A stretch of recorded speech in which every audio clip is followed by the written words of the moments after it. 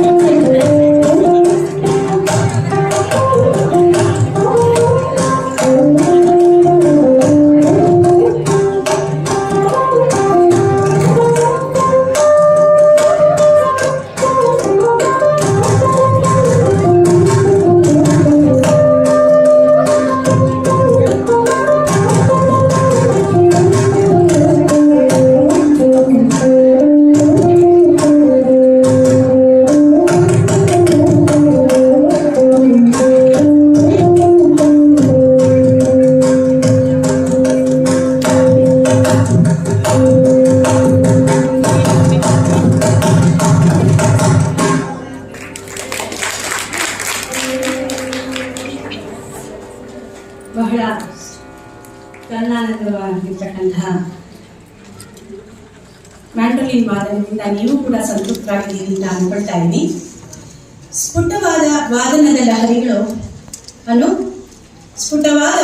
ಲಹರಿಗಳು ತುಂಬಿವೆ ಎಮ್ಮೆಯ ಕಿವಿಗಳು. ಹೀಗೆ ಸಾಗುತ್ತಿರಲಿ ನಿನ್ನ ಸಂಗೀತ ಪಯಣ, ಪ್ರತಿ ಹೆಜ್ಜೆಯಲ್ಲೂ ಮಿನುಗುತ್ತಿರಲಿ ಲಯಗಳ ದಿಬ್ಬಣ ಅಂತ ಹಾರೈಸ್ತಾ, ನನಗೆ ಒಂದು ಆಶ್ಚರ್ಯ ಆಗಿತ್ತು. ಇವತ್ತು ಮೃದಂಗವನ್ನ ಒಂದು ತಾಳವಾದ್ಯ ಅಂತ ಅನ್ನೋದಕ್ಕಿಂತ ಲಯವಾದ್ಯ ಅಂತಂದ್ರೆ ಸೂಕ್ತವೇನು ಅಂತ ಅನಿಸ್ತು. ಇಲ್ಲಿ ಹಿರಿಯರಿದ್ದಾರೆ, ಚಿಂತನಪಲ್ಲಿ ಶ್ರೀನಿವಾಸ ಲಯವಲ್ಲ ಹೇಳ್ಬೇಕಾದ್ರೆ ಏನು ತಾಳವಾದ್ಯ ಅಂತಾರೆ. ಆದ್ರೆ ನನ್ಗೆ ಯಾಕೆ ಹಾಗೆ ಅನ್ನಿಸ್ತು ಅಂತಂದ್ರೆ, ಪಿಟೀಲು ಮತ್ತೆ ನಮ್ಮ ಸಂಗೀತ ಭತ್ತದವರು ಹಾಡ್ತಾ ಇರ್ಬೇಕಾದ್ರೆ ಬರ್ತಾ ಇರ್ತಕ್ಕಂತಹ ಒಂದು ಧ್ವನಿ ಇದೆಯಲ್ಲ ತರಂಗ, ಇದರ ಜೊತೆ ಬಂದಂತಹ ತರಂಗದಲ್ಲಿ ಕ್ವಾಲಿಟಿ ಚೇಂಜ್ ಆಗುತ್ತೆ. ಎಷ್ಟು ಸೊಗಸಾಗಿತ್ತು ಅಂತಂದ್ರೆ ಕಣ್ಣು ಮನೋಹರವಾಗಿತ್ತು. ಇನ್ನೂ ಒಂದು ಹೇಳ್ಬೇಕು ಅಂತಂದ್ರೆ, ನಂಗೆ ಇವರು ನಮ್ಮ ಚೇತನ್ ಸರ್ ಅವರು ಪಿಟೀಲನ್ನು ನುಡಿಸ್ಬೇಕಾದ್ರೆ ಬಿಲ್ಲನ್ನು ಉಪಯೋಗಿಸಿ ನುಡಿಸ್ತಾ ಇದ್ದಿದ್ದು ಚಮತ್ಕಾರ ಅಂತ ಅನಿಸ್ತು. ಆದ್ರೆ ಇವನು ಮ್ಯಾಂಡೋಲಿನ್ ಪೆಕ್ಟ್ರಮ್ ಉಪಯೋಗಿಸಿ ನುಡಿಸ್ತಾ ಇದ್ದಾಗ ಪ್ರಶಂಸಲಾರ್ಹ ಅಂತ ಅನಿಸ್ತು. ಬನ್ನಿ ಒಂದು ಹೆಮ್ಮೆಯ ಚಪ್ಪಾಳೆ ಯುವಕರಾಗಿದ್ದ. ಇವರು ಬೇರೆ ಯಾರು ಅಲ್ಲ, ಈ ಪುಷ್ಕರ ಪ್ರಿಂಟರ್ಸ್ ಅಂಡ್ ಪಬ್ಲಿಷರ್ಸ್ ನ ವ್ಯವಸ್ಥಾಪಕ ಟ್ರಸ್ಟಿ ಶ್ರೀಮತಿ ಅನಿತಾ ಮತ್ತು PK ಪ್ರಸನ್ನ ಕುಮಾರ್ ಅವರ ಮಗ. ಇವನಿಗೆ ಮಗದಷ್ಟು ಸಾಹಿತ್ಯ ಹಾಗೂ ಸಂಗೀತದಲ್ಲಿ ಇವನ ಮುಂದೆ ಬರಲಿ, ಇವನ ಪಯಣ ಸುಖವನ್ನ ತರಲಿ ಅಂತ ಕೇಳ್ಕೊಳ್ತಾ, ಈಗ ಇಷ್ಟ ಇಷ್ಟು ಕರುಣಾನಂದಮಯವಾದಂತಹ ಸಂಗೀತ ಕೇಳಿದ ಮೇಲೆ ಸ್ವಲ್ಪ ನಯನ ಮನೋಹರವನ್ನು ನೋಡೋಣ ಅಂತ. ಅದಾದ ಮೇಲೆ ವೇದಿಕೆ ಕಾರ್ಯಕ್ರಮ ಪ್ರಾರಂಭವಾಗುತ್ತೆ. ದಯಮಾಡಿ ಸಮಾಧಾನ ಚಿತ್ತರಾಗಿ. ಈಗ ಮಕ್ಕಳು 3 ಜನ ಮಕ್ಕಳು ಇವಾಗ ಒಂದು ನೃತ್ಯವನ್ನ ಪ್ರಸ್ತುತಪಡಿಸ್ತಾ ಇದ್ದಾರೆ. ಅದರ ಬಗ್ಗೆ ವಿವರವನ್ನ ನನ್ನ ಚಂಪಾ ಚಿನ್ವಾರ್ ಅವರು ನಿಮಗೆ ಕೊಡ್ತಾ ಇದ್ದಾರೆ. ಎಲ್ಲರಿಗೂ ನಮಸ್ಕಾರ. ಈ ನೃತ್ಯ ಕಾರ್ಯಕ್ರಮ ಶುರುವಾದ ಮುಂಚೆ ಒಂದು ಸಭಾ ಕಾರ್ಯಕ್ರಮದ ಒಂದು ಸಭೆಗಳಲ್ಲಿ ಏನು ಒಂದು ನಾವು ಅನುಸರಿಸಬೇಕಾದ ನಿಯಮಗಳು ನಾನು ಒಂಚೂರು ಹೇಳ್ತೀನಿ. ದಯವಿಟ್ಟು ನೀವು ಅದನ್ನ ಪಾಲಿಸಬೇಕಾಗಿ ಕೋರಿಕೆ. ಸಮಯ ಪಾಲನೆ ಬಹಳ ಮುಖ್ಯ. ಯಾವುದೇ ಕಾರ್ಯಕ್ರಮ ಆದ್ರೂ ಸಮಯ ಬಹಳ ಮುಖ್ಯ ಆಗುತ್ತೆ. ಹಾಗೆ ಸಭಾ ಶಿಷ್ಟಾಚಾರ ಅದು ಎಲ್ರಿಗೂ ಗೊತ್ತಿದೆ. ಹಾಗಾಗಿ ಅದನ್ನ ಪಾಲಿಸ್ಕೊಂಡ್ಬಂದ್ರೆ ಕಾರ್ಯಕ್ರಮಕ್ಕೆ ಇನ್ನೂ ಮೆರುಗು ಕೊಟ್ಟಂಗಾಗುತ್ತೆ. ಕಾರ್ಯಕ್ರಮ ನಡೆಯುವಾಗ ದಯವಿಟ್ಟು ಎಲ್ಲರೂ ನಿಮ್ಮ ಮೊಬೈಲ್ನ ಸೈಲೆಂಟ್ ಆಗಿ ಇಟ್ಕೊಂಡಿರ್ಬೇಕು, ಅಥವಾ ನಿಮಗೆ ಗೊತ್ತಾಗೋ ಹಾಗೆ ಒಂದು ವೈಬ್ರೇಷನ್ ಮೋಡಲ್ಲಿ ಇಟ್ಕೊಂಡಿದ್ರೆ ಬೇರೆ ಯಾರಿಗೂ ತೊಂದರೆ ಆಗೋದಿಲ್ಲ. ನಿಮ್ಗಂತ ಎಮರ್ಜೆನ್ಸಿ ಇದ್ರೆ ಹೊರಗಡೆ ಹೋಗಿ ಮಾತಾಡ್ಕೊಂಡು ಬರ್ಬೋದು. ಯಾಕಂದ್ರೆ ಬೇರೆ ಕಾರ್ಯಕ್ರಮಗಳಿಗೆ ಯಾರಿಗೂ ತೊಂದರೆ ಆಗಬಾರ್ದು ಅಂತ ನನ್ನದೊಂದು ಮನವಿ. ಕಾರ್ಯಕ್ರಮ ನಡೆಯುವಾಗ ಅಕ್ಕಪಕ್ಕದವ್ರ ಜೊತೆ ಮಾತಾಡೋದು ಮತ್ತೆ ಅದೆಲ್ಲ ಒಂದು ಇಲ್ಲಿ ಕೂತ್ಕೊಂಡು ನೋಡ್ತಾ ಇರೋಕೆ ಸಂಕೋಚ ಆಗುತ್ತೆ, ಅಥವಾ ಅವ್ರಿಗೆ ಸಭಾ ಮರ್ಯಾದೆ ಇಲ್ಲದೆ ಅನ್ನೋಷ್ಟು ಗಮನ ಬರುತ್ತೆ.